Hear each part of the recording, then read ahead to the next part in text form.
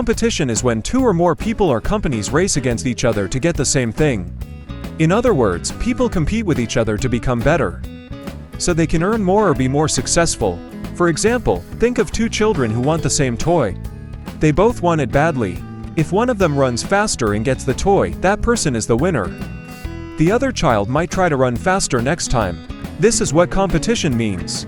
Competition doesn't just happen between people, it can also happen between companies. For example, two phone companies are trying to sell the best phone.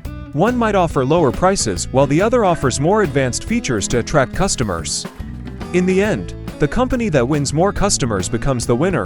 Competition ensures that the economy works efficiently because companies compete with each other to provide better products and services.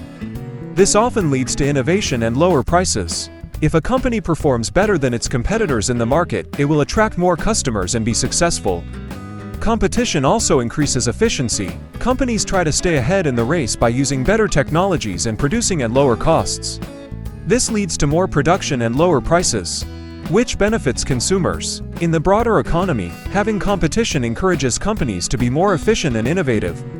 This has a positive effect on economic growth and prosperity. In short, competition means that everyone is racing against each other to become better.